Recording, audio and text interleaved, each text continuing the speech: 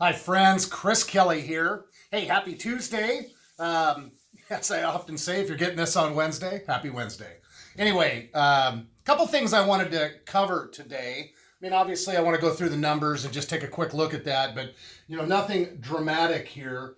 Average days on or median days on the market remains, super low. It's been 12 the last couple of weeks, compared to 49 and 58 the last couple of weeks last year.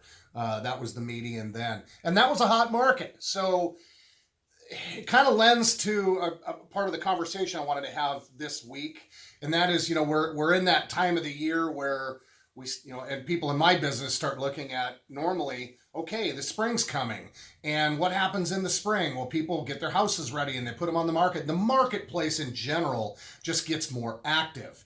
Well, that's obviously different now because we're already active. But the question that comes to mind is, are a bunch of people going to get their homes ready, and are we going to actually see some inventory in the market? I did a search for some folks yesterday, just for grins. I did 4.25 to 550 in Gresham.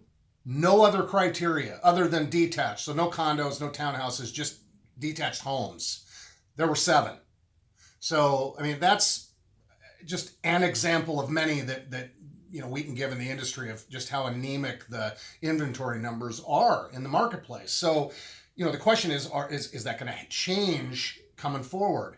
I don't know the answer to that. I hope it does. The market could absolutely use an influx of inventory as a curb to rampant run up in pricing.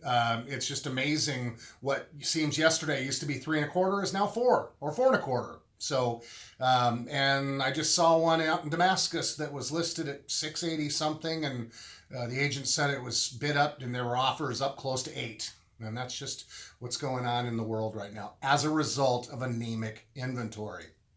And kind of on that vein, pretty much not a day or two goes by that I don't have somebody either ask me about or make mention of, the crash. Is there going to be a crash? When's pricing coming down? Here's the short answer.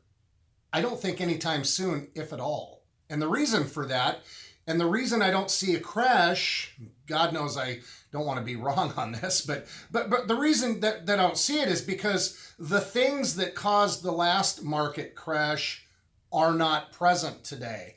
Lending practices are sound. You have to have a job. You have to have a credit score. They actually check these things.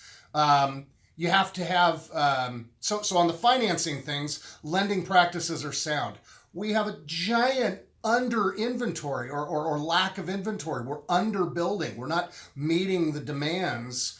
And as a result, because we're not overbuilt and lending practices are normal, those are things those things are not going to contribute to us having a market crash. So, we would have to have a massive overbuild just to get to normal market inventory numbers. So, barring some geopolitical crisis, a war or a climate crisis, barring some other thing completely unrelated to the business world, it just doesn't seem likely that we're gonna see something come along that's gonna cause a crash in the market. So for those that are waiting, it's going to get less favorable, likely, as you continue waiting.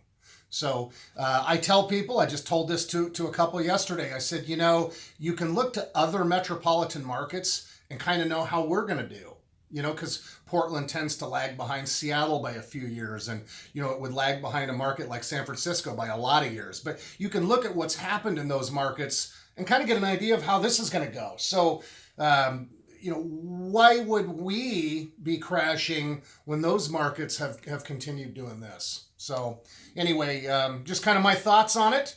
I hope you find this of value. And as always, if you have questions, if there's anything that I can be doing to help directly or indirectly, I'm here for you. So please feel free and reach out here on Facebook, email. You can call me. I still use a phone.